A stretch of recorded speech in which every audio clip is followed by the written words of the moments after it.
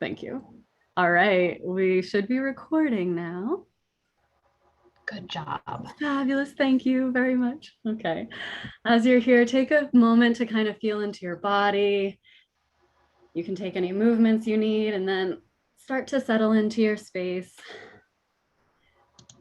If you have a busy morning, maybe keep your eyes open for just a moment as you center and feel the support beneath you, whether it's a chair or a couch.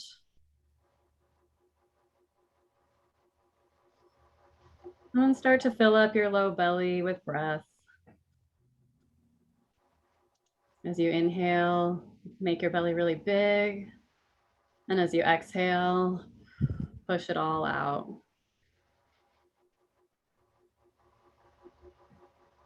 And then on your next in breath, fill up that low belly and then hold the air. So fill it up. You can even have your hands on your belly if you'd like.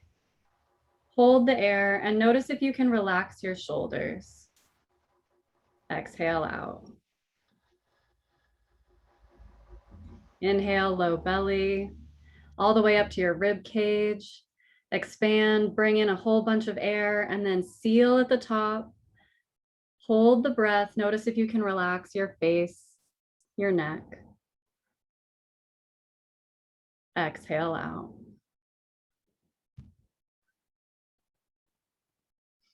And then inhale again, low belly, rib cage, take up tons and tons of space, become really big all the way up to the collarbones.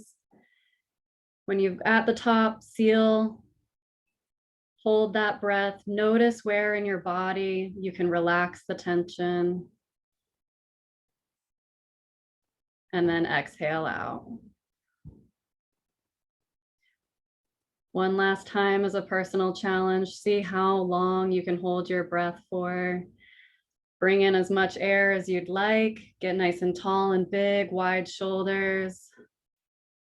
And then hold your breath, just notice your mind. Notice the feeling of your eyebrows. And then when you're ready, release that breath and try to make a really long exhale. Welcome and thank you for coming. So we wanted to start with a nice peaceful arrival because a lot of what Dr. Welsh and I have been working on is really working with the nervous system. And so we've got OT here at the Integrative Medicine Clinic. Was a really wonderful collaboration of all these fabulous providers. Thank you all so much. I'm so grateful that there were so many people that wanted to contribute to this project. And so we started actually back in February of 2020 with Dr. Welsh and I meeting up at Stoff's and just kind of figuring out what could we possibly do at the Integrative Medicine Clinic, because you guys already have so many cool things going on. So you guys serve a lot of patients with chronic pain, and it is a very difficult population to treat. So we were looking at what that might help with this population. So I went, and as part of my program, we did a systematic and a scoping review. So first we did a scoping review of what would be within the occupational therapy realm that I could offer in an integrative medicine clinic. And what came up again and again was a lot of behavioral interventions for patients with chronic pain. And so we ended up focusing on acceptance and commitment therapy, which we'll refer to as ACT. It's ACT, but pronounced ACT. And Dr. Welsh introduced me to the centering group model, which we'll talk about in a second. And the really amazing thing about your facility is that you have interdisciplinary practice already happening. You have these really cool providers. And so we wanted to take advantage of that and see who might be interested in joining us. So here's kind of the timeline of what things looked like. Oh, are we? Nah. Sorry. So we met up and figured out what we wanted to do. So we did a lot of literature exploration, and I'm happy to send you guys any of the scoping or systematic review things that you're interested in. And we started to kind of flesh out and design the program with the facility in mind. Originally, we were hoping to do in person since the literature really supported an in-person acceptance commitment therapy group. But of course, COVID bumped us into a telehealth platform. And then Dr. Welsh was keeping an eye out since last year for patients that might be good to be in this program. So she started talking to people that wanted to learn some new things. And then we started to implement the program. We took some standardized assessments at the beginning. They were self-report measures, the hospital anxiety and depression scale, and then also a pain interference measure. So the whole goal was to increase patient function, especially for those patients that had mental health challenges. And that is a lot of us, especially with COVID. There's a higher incidence of anxiety, depression due to the isolation, due to the just anxiety of the virus itself. So we saw that was a really big need. So our pain centering group, this was just a really cute picture. So the centering group model is actually really alive and well in Ohio. And the centering group model started out with pregnancy groups. I had never heard of this before Dr. Welsh brought it up to me, but it is perfect. So you've got usually at least 2 providers that are meeting with a group of people going through a similar experience. Either they have a similar condition or similar age or something that they're trying to handle. And in the original groups, was a bunch of women that were in the same stage of pregnancy. So they got to have the same information given to them. And rather than all these tiny little 15-minute individual appointments, they got to have the support of a group, all learn the same information, get to ask questions, get to hear questions that they might not have thought of, but really benefit them in the long run. And then a lot of these groups also have another provider individually pulling people out one-on-one to have little conversations on the side or belly checks. And they've now expanded this model to go for diabetes, chronic pain, anxiety, all sorts of different things. So it is a really useful model. And although we couldn't implement it in person, we put it into the telehealth program on Zoom and did our very best. So we also did find that for telehealth groups in the literature, the groups that were actually led by therapists and by providers, it was a bit more effective than pre-recorded self-paced lessons. So we made sure to be really involved with patients, making sure that we were kind of keeping up, like what's going on, how can we help you?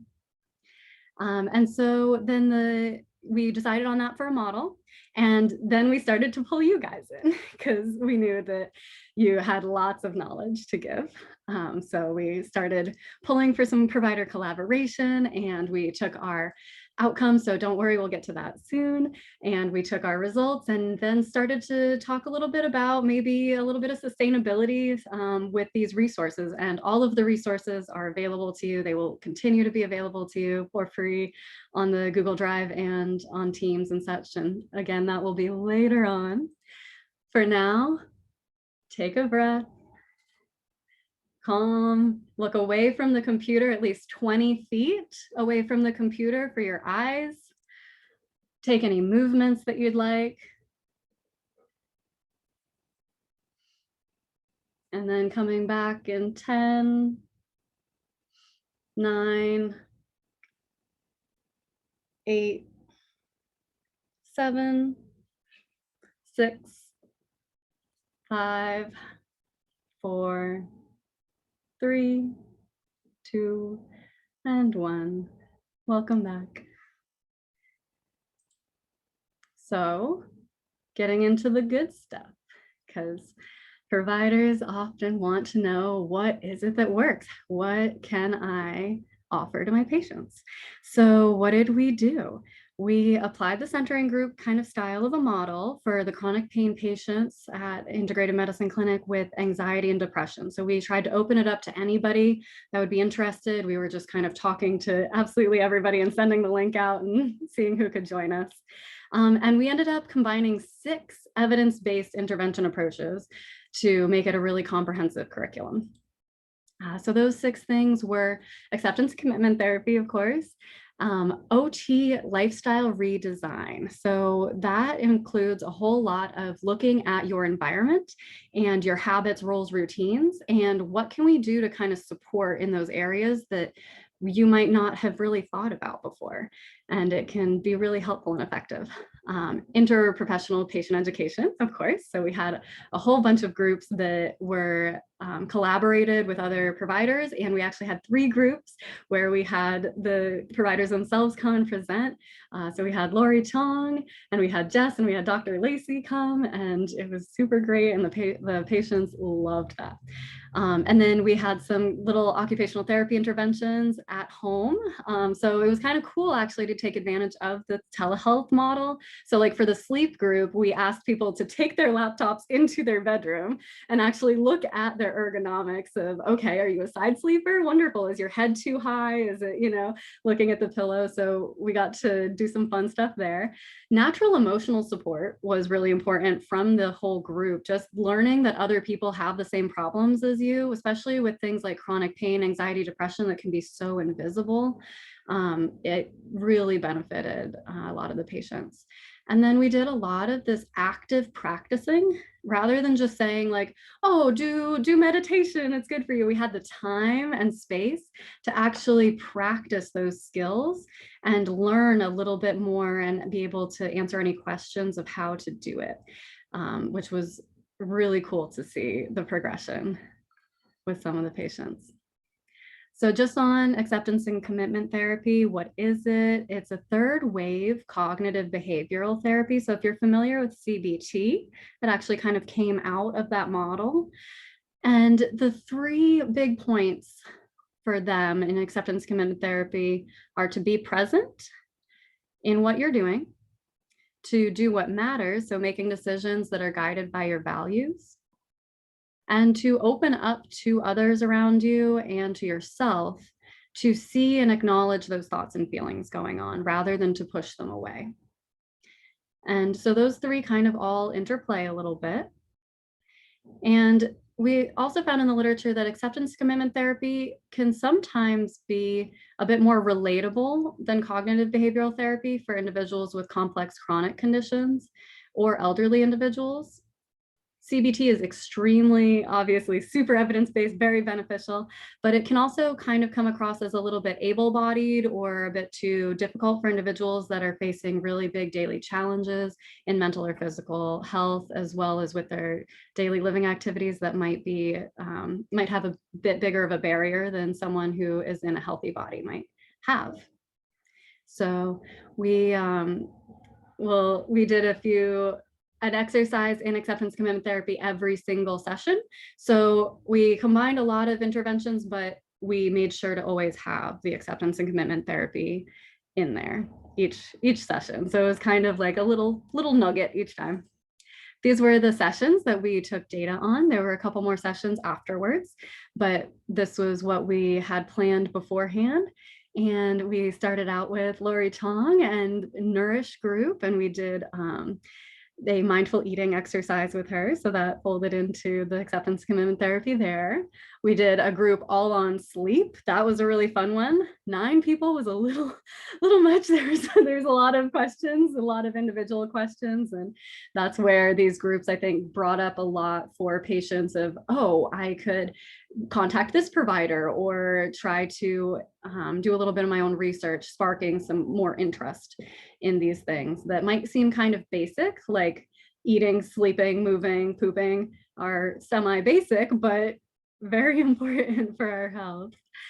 So we had a safe movement group. We had Jess Henning come in, and they loved that, talking about gut health and elimination. And we talked a little bit about like the ergonomics for that. And all of these resources are available to you to use with patients, to create handouts, to pull little nuggets from, whatever you'd like. And then of course we were talking about anxiety and depression. We had Dr. Lacey come in, and that was so fabulous. She is awesome. She's the one that came up with the brain breath term. We were taking these little breaks and she named it brain breath. And that's something that I really love. And then we did an effective communication skills class.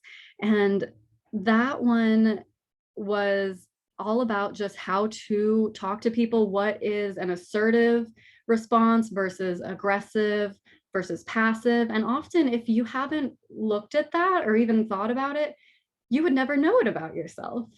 You're operating, a fish doesn't know it's in water. So you're operating in the same way that you would before. And if you are introduced to these concepts, you can then practice. And again, we did a lot of practice here. So practice the response that you're not comfortable with, or coming up with a different way to say something. And so seeing patients that were typically more passive pretend to be aggressive it was a fun group.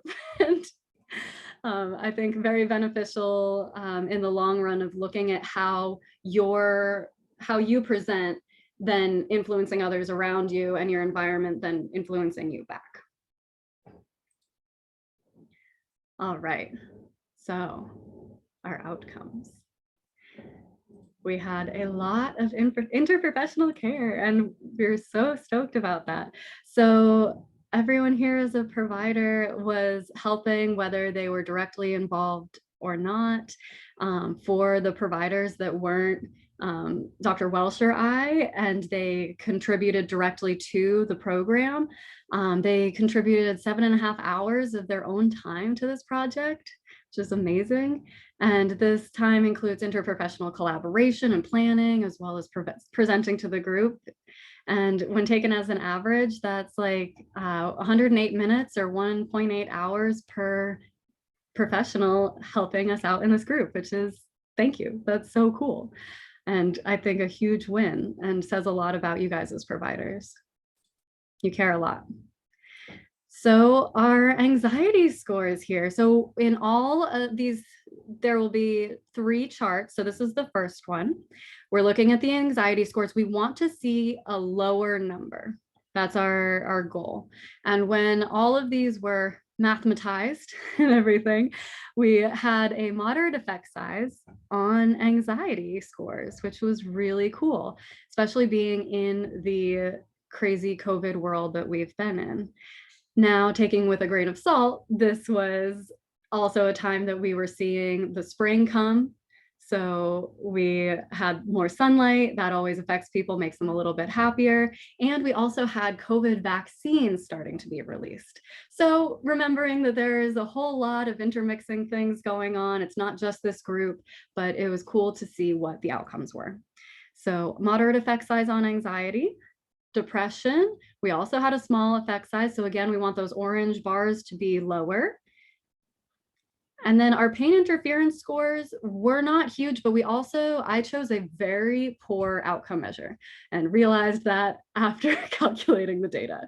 So in the future, definitely think that a different, more sensitive measure would be beneficial. And then one of our group members actually was admitted to the hospital for emergency surgery. So that's that missing piece in the middle. But ironically, her anxiety scores went down during this time, and she found the group to be really, really helpful.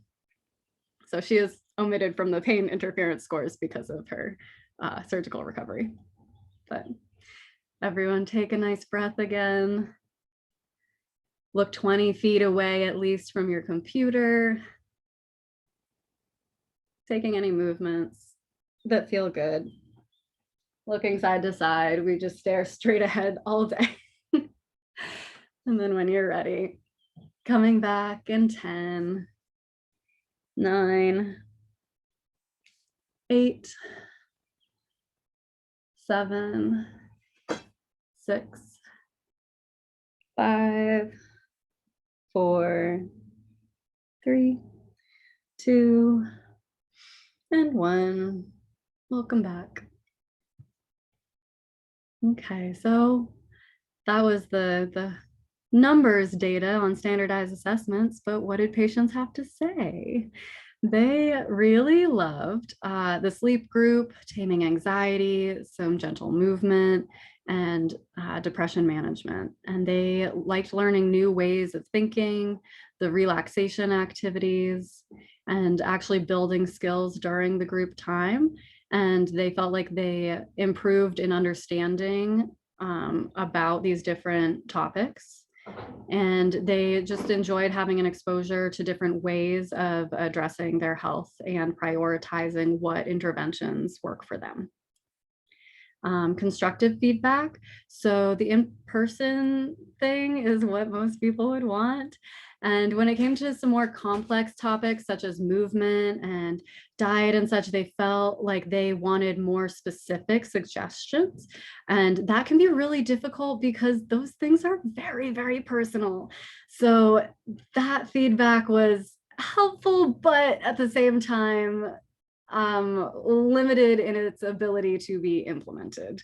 They really, at that point, need to be making appointments with individual providers, which did happen with some people and Jess Henning when they realized that they might have some kind of gut issues as based on the symptoms she was presenting about. We did have a little bit of chit chat and group check-in at the beginning to kind of build more of that emotional support. Some people preferred to not have as much of that and have more education, which is fair. And then for some people, if they had worked in the medical field previously, which you guys have a lot of very knowledgeable patients. And so for some of them, there were a few pieces of information that were repetitive, which, never hurts to relearn the basics. But so this was kind of our constructive feedback. And then we looked at kind of, okay, so for ACT particularly, which is kind of new for a lot of people, what are the 2 big things that you want to make sure happen? And having that positive relationship of not using any words that seem negative with patients, really making sure that you've got a positive regard towards them, low judgment, and using kind of like a casual facilitative approach rather than authoritarian lecture style, trying to be really open with patients, and rather than having that like authority complex going on, having more of that like level. And then the second thing was effective teaching of the core psychological flexibility and therapeutic processes of ACT. So we've got acceptance of whatever situation, of the thoughts in your mind, of your condition. Cognitive diffusion refers to distancing your thoughts. And I do this because that's one of the exercises, is imagining your thoughts as your hands. And if they're in front of your face, it's hard to really engage in life.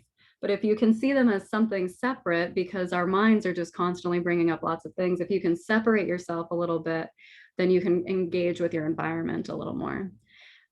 Present moment awareness, we practiced a whole lot of that in teaching meditation and breathing techniques. Self as context, so kind of looking at what your patterns are of thinking and how you relate to the world because of that, looking at your values and focusing and prioritizing what you do in your life based on those. And then, of course, committed action to your plan of care and what it is that you're trying to implement in your life. So teaching those well, and then having that really casual, open, friendly relationship with patients so that they feel really comfortable to open up, we found were a couple of really important things. So for keeping the program going, we figured out that weekly is a lot. It's a lot for patients. It's a lot for providers. There's a lot to it. So Dr. Welch and I were thinking that possibly monthly might be something that is a little more achievable. And one of the questions that we asked in an anonymous portion of the survey was, so if we had groups that were offered for a cost, what do you think would be a fair price for one of the group sessions? And the number scale that we gave was 0 to 100. And 3 people said that between $45 and $50 per session, they believe to be a fair price. And then 2 respondents said that they would prefer to have all of the groups bundled together. And they indicated $100, but that was how high the scale went. So, take that as you will. But with that kind of like bundling it together pay structure, that might be harder for monthly and make things a bit less of that open group model. So we had it so that anybody could join at any time.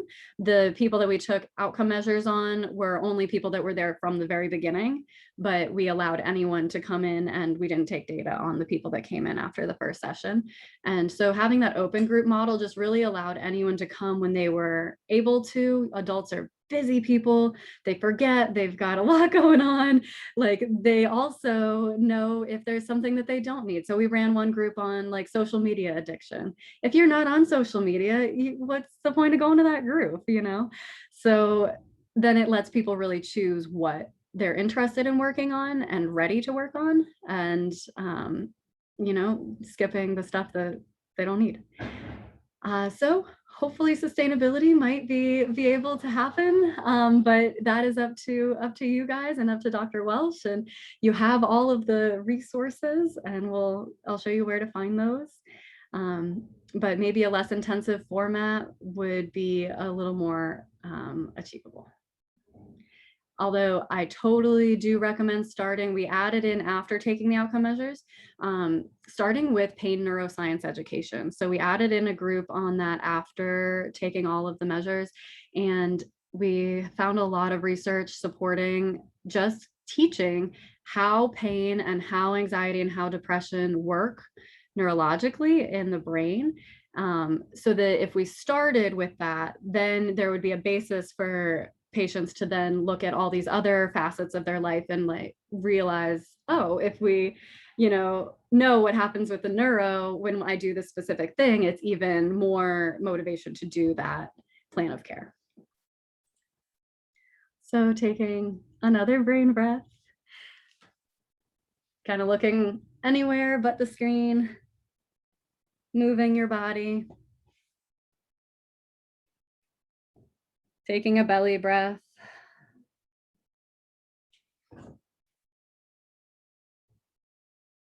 And then coming back in 10, 9, 8, 7, 6, 5,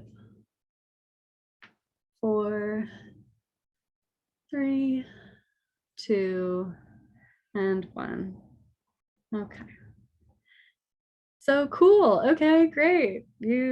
I just talked to you for half an hour about all these fun things. How does it apply to you? So you're seeing the same patients, and they've all got some really common barriers. They are busy, they are stressed, they're confused. There are things that they might not be as literate on when it comes to health and advanced knowledge. They have particular habits, roles, and routines that they've created their entire life that they somehow need to figure out how to implement your suggestions into. And then we are all always managing our mental health. We also actually, here, we're going back to this for a second. By the way, on the health literacy topic, the patients that you guys have are very, very high functioning. And oftentimes they do know a lot, but they might not have studied the body previously and may be getting a decent amount of their information from Dr. Google. And we want to make sure that they're getting the correct information. And just being aware of and asking possibly, where did you learn some of that? In a non-judgmental way. And then we looked a little bit at social determinants of health. So occupational therapy, we generally are looking at what has not been met in a patient population. And there is amazing evidence and amazing intervention from all sorts of different lenses, whether it's from a doctor, dietitian, physical therapist, all these things. But then what is it that patients still need some help with, some support with? And oftentimes those are things that might not be able to be fixed. So actually 80%, according to this article that you'll get this PowerPoint, it'll have the reference in here. 80% of their health is impacted by these social determinants like housing, like their environmental situation, their social situations, income, and which is kind of sad to see as a provider, because that means that that's 20% of what you can influence. And that's 80% of their life that you're not really seeing. But that doesn't mean that you can't ask about it and can't be facilitative in those ways. So in your Epic system, there is a way to record those when you do notes. There's a social determinants of health area, and either checking that out, or if it's not been filled out, adding some of that information can help providers down the line to be able to add in resources for patients based on what they have listed on there. Or you can also use some patient questionnaires that I've included in the resource folder as well, to kind of get a look at what things might patients need help with. Do they have a little bit lower health literacy, and you might need to explain things a little bit more. So if you have a patient that's coming back to you over and over and over again, and you're like, well, have you done what I suggested? And they're like, no. Figuring out, okay, well, why is that? Is there a barrier of understanding? Is there a barrier of high stress? Is there a barrier of just being able to access the information? Do they need some links from Google, or some links from like YouTube to follow a video? Or are they, able to be referred to somebody else that might be able to help them with some of these things? Not saying you guys have to fix everything. So patients they're overwhelmed. They're oftentimes seeing multiple providers. They've got a lot of things they're trying to implement. They have a hard time prioritizing what is going to help them the most. And sometimes they get some anxiety about, oh my gosh, I need to do all of this or my health is going to suffer. They are struggling because it's hard. It's really hard to change your habits, your roles, and your routines. If you think about things that you've tried to change in your own life, it takes a couple months to really form that new habit. And sometimes you fall off and then you come back to it. And COVID definitely shook up a lot of our lives and made it very different routines. And then one way to kind of combat that patient overwhelm is to even take these brain breaths within those moments with your patient. So I've had the opportunity to sit with Dr. Welsh while she is working with patients. And there are moments that are quiet where both people are thinking, and then each person gets to take a moment, process what was said, because we have human brains. We're not those mega computers that go. And then whatever it is that's said next is received so much better and deeper and more understood than if it was just rapid fire back and forth. And I think that's something that most of us know as humans in general, but sometimes in the clinic, everything is so packed back to back to back that it's really hard to remember that. So it's actually really good for both providers and for patients to try to take those brain breaths, taking those moments to calm, relax, take it in, really process the information rather than going and going and going. Dr. Welsh and I were talking about slowing down to speed up. So if there's something in the conversation that you're trying to go quickly and then miss a key piece of information, which happens to all of us, we're human. And then 3 visits later, you realize like there's something missing, like why is this not working? If you were able to take that time to slow down in the beginning, then it might kind of prevent that later on thing from happening, is something that I've been learning in this capstone project. Because I came, before I was at Grant in the trauma unit, doing just like acute care, and it was go, go, go, go, go, go, go. And I swear there's so much that we must have missed, and tried to slow down intentionally as much as I could.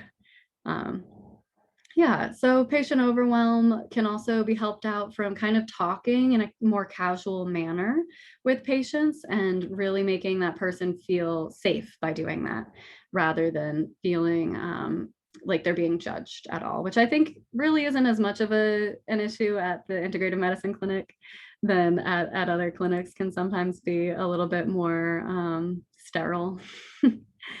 And just remembering that, or this is what I learned at least. The chronic pain patients that I got to hang out with and ask some questions to, they expressed just wanting to feel heard and acknowledged and have their pain acknowledged, because a lot of providers aren't able to see how much pain that they are in and understand it and acknowledge it. And they just want to feel supported and cared about, which I think every healthcare provider does want to get into these professions because they want to help and they care about patients so much. And so much pressure is put on you to care for all these patients in a quick manner. And remembering that core is difficult at times. But they really like hearing that they're doing a good job because they are trying their best. Often they are scrambling and really trying. So just telling patients that they are doing a good job and you can see that they're doing work can really help them to feel relaxed. And they really want options and different ways of learning or understanding what it is that they're going through, whether that's relating to other people that have the condition, or finding different resources that they might be able to access.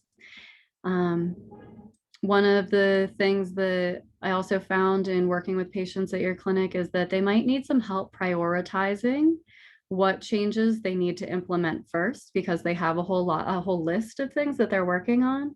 So if you are working with a patient and as an expert in your field, you know that there is XYZ thing that is like supercalifragilisticexpialidociously important, please tell them this and why it's very important so that they know to put that at the top of their list. Hopefully that's not ever like a whole ton of things, but if there's something that you can kind of pull out and be like, hey man, if you just do one thing for the rest, or for like the time in between us seeing each other, just do this one thing, that's what's really gonna help them to not be overwhelmed. Because if they're overwhelmed, then they're not going to do any of it. Okay, we got another brain breath here. So take a little movement.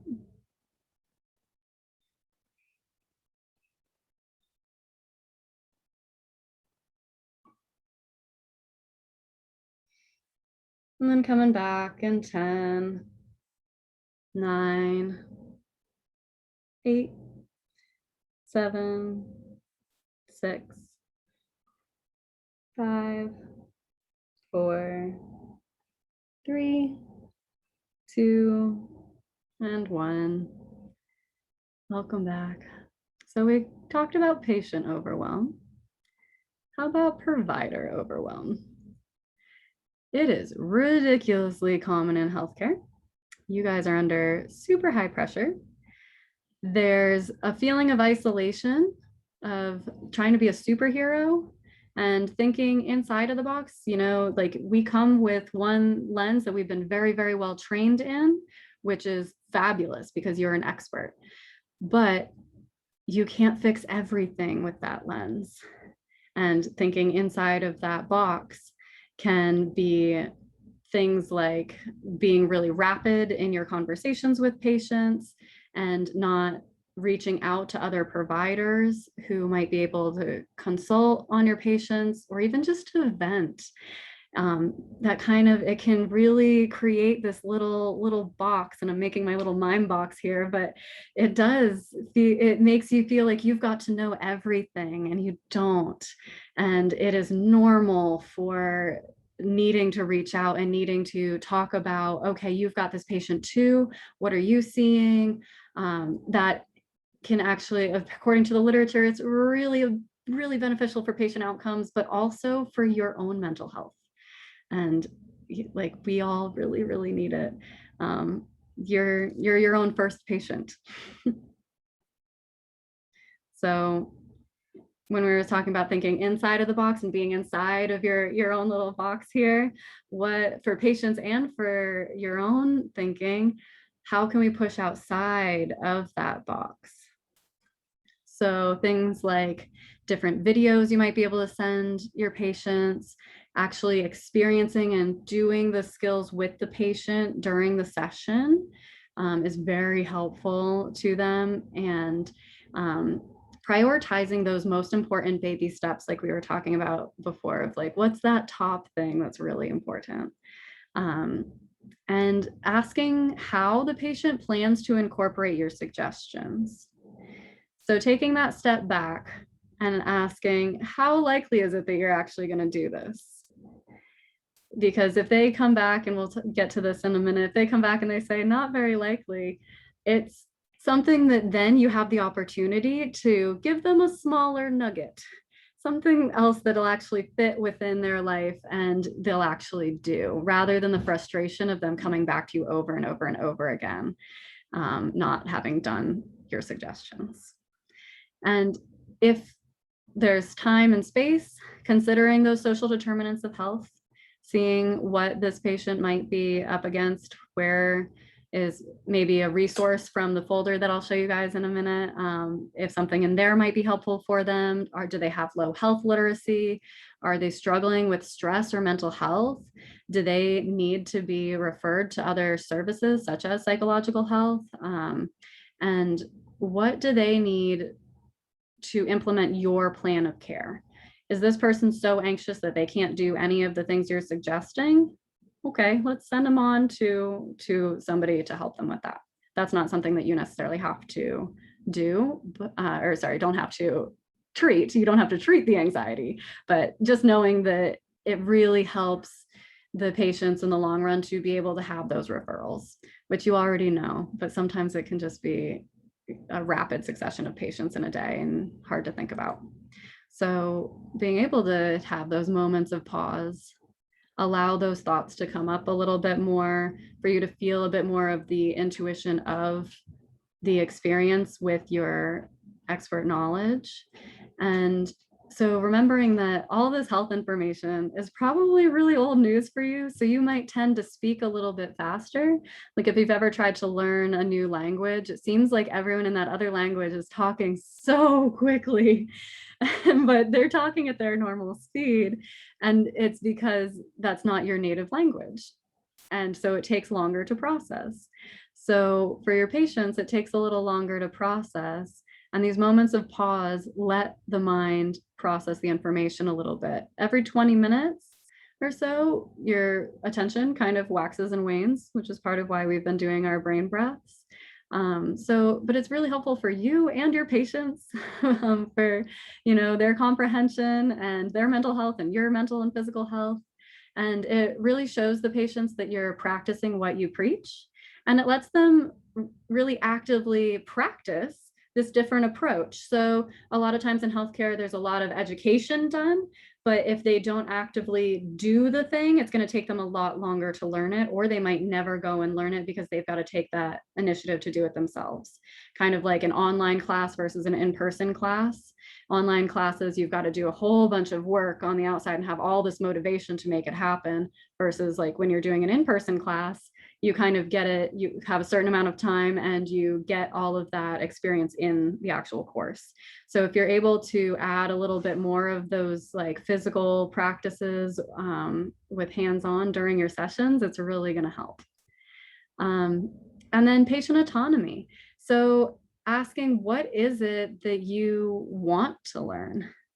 There's a lot of suggestions that you likely have to make as a provider that patients don't necessarily want to hear. But there's always something that they're there for, otherwise they wouldn't be at the session. They want to do something. What is it that we might be able to pull out of them. Like, what can you realistically do? What do you want to start with? Definitely not skirting around what other big things are that they need to be doing, for sure. But then if you can just get that little start of something that they're motivated to do, it's more likely that they'll continue adding in other things. So if you're able to give choices, that is always the best. I mean, everyone needs choices from 2 years old all the way up. Can't even just say adults need choices, but we need to feel like we are in control. So going back to that question of how likely is it that you're going to do this thing? You can script it this way of how likely on a 1 to 10 scale, 10 being I'll absolutely do it and 0 being I will not do that. How likely is it that you're going, like asking your patients, how likely is it that you're going to implement this suggestion? And if they come back and they say anything below a 6, you should probably scale it down a little bit, make it more of a little baby step, because you want to hear something 7 and above. If it's a 6, they're kind of like, I don't want to let this provider down and say something that, you know, they're trying to make it that they want to do the thing you're asking them to do. But internally, they know that there's some kind of a barrier. Yeah, some kind of a barrier there. But if you hear 7 and above, that's pretty ideal. And with a 6 or lower, you might even, if you have the time, ask the question of, okay, what's coming up for you? Do you think it's finances, time, understand, like comprehending what this is, that you can kind of dig into a little more if you have time and you hear anything below a 6. But that kind of just is that little, okay, new idea. So all of this has a whole lot going on. Oh, I have not been looking at the chat. I am so sorry. Superheroes. Yes, you guys are superheroes. But you don't have to, you're not the only one. You work as a team of superheroes. So yeah, we've got these resources that we're gonna shift over to in just a second here. So they're going to eventually, I believe, be made into a Microsoft Outlook Teams folder by Dr. Welsh. Right now they're in a Google Drive, so that should be pretty open. If you have issues like accessing it, totally let me know. And of course, it's not completely comprehensive because that would be literally impossible. But it can kind of give you some different approaches and ways to consider delivering some new information to your patients.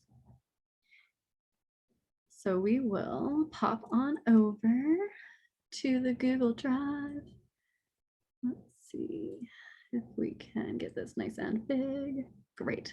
So when you go in, it looks a little bit organized. So for the chronic pain centering group that Dr. Welsh and I did, you can go in and you can see each week, and you can see the presentation that we did.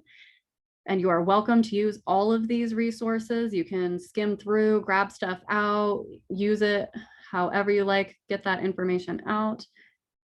If, of course, probably because I'm also, yeah, that doesn't want to come up because I'm recording on Zoom. Okay, but each of these has any of the handouts that we used, any of the notes.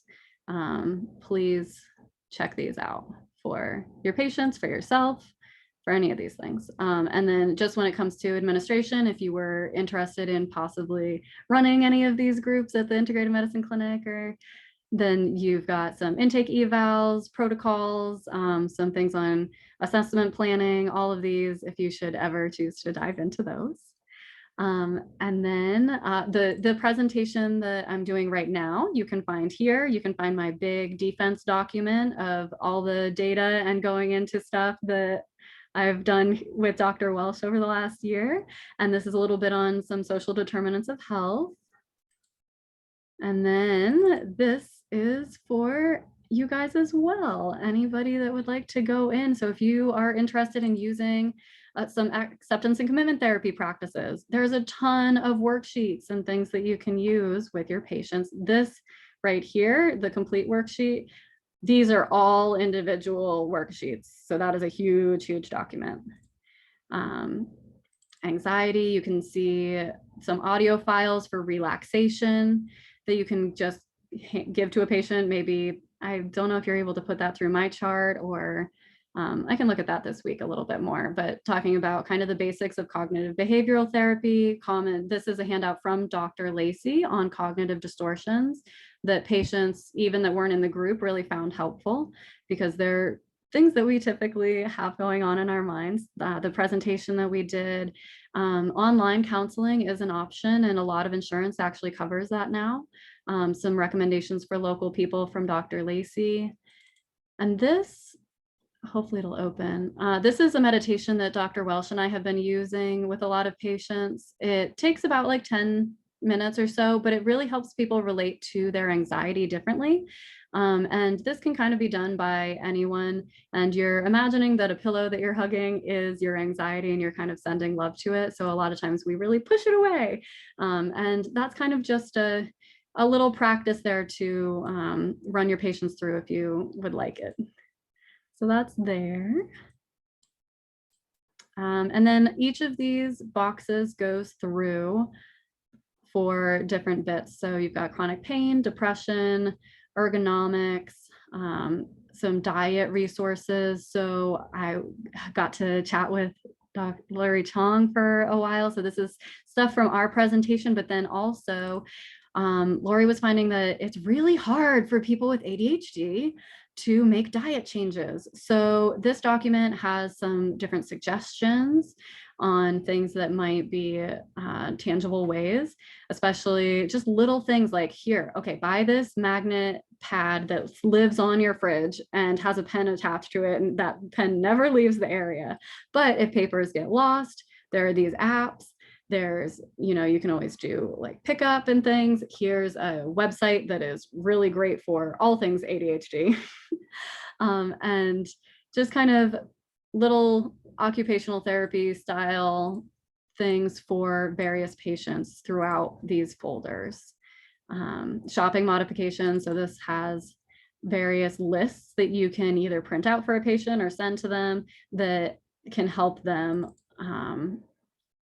organize their brain a little bit more, because life is messy and organization can help all of us.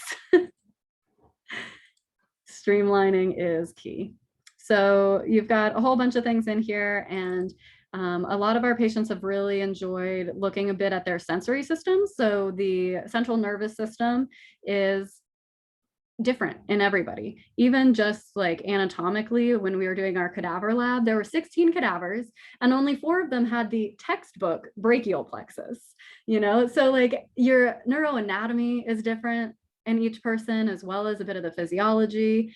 All sorts of things contribute, your environment, your genes, all of it. So it's kind of cool for a lot of people, pediatric or adults, to look at and assess, okay, what does my sensory system need?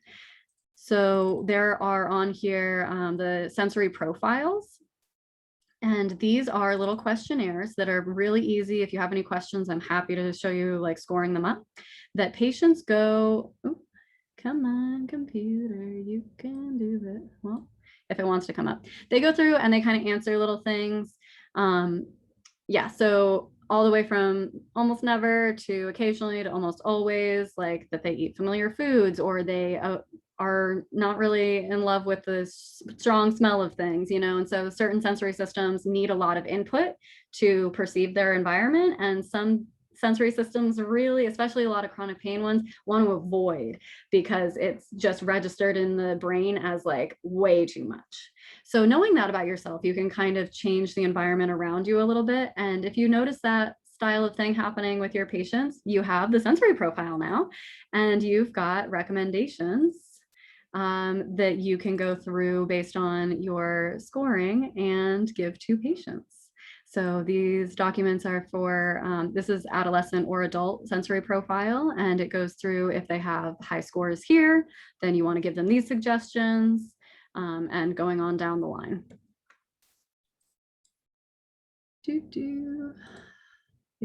So this is just a random resource conglomeration here for you to use at your own leisure.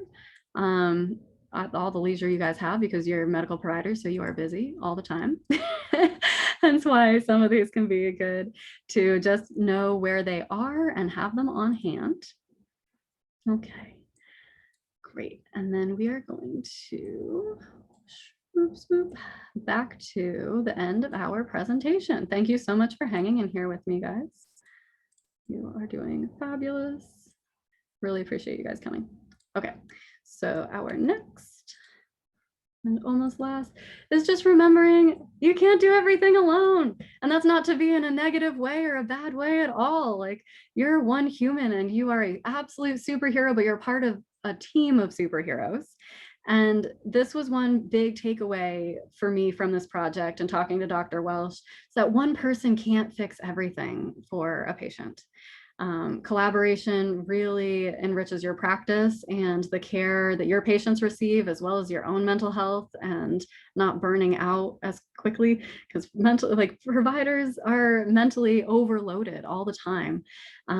But remembering that you're a mortal human, that you have needs, and you're a part of an amazing team at the Integrative Medicine Clinic of providers that are there and want to be there with each other and have a really awesome mindset. You know, the classic super cliche, teamwork makes the dream work. And there it is. But yeah, so major big thanks to everybody that has ever talked to me at the Integrative Medicine Clinic. And particularly, we've got like Dr. Welsh, of course, has been my person I've been puppy dogging for the last year. So thank you for that, as well as Laurel for helping so much and being available for any questions all the time, Dr. Lacey and Lori Chong, and for Jess Henning for coming to the groups and actually presenting with us has been amazing. Dr. Grandominico for having me shadow for a day, and Ted and everybody, Diane. It's been really amazing to get to know and get to talk to and learn from all of you. So these are my key resources, and then open for any questions.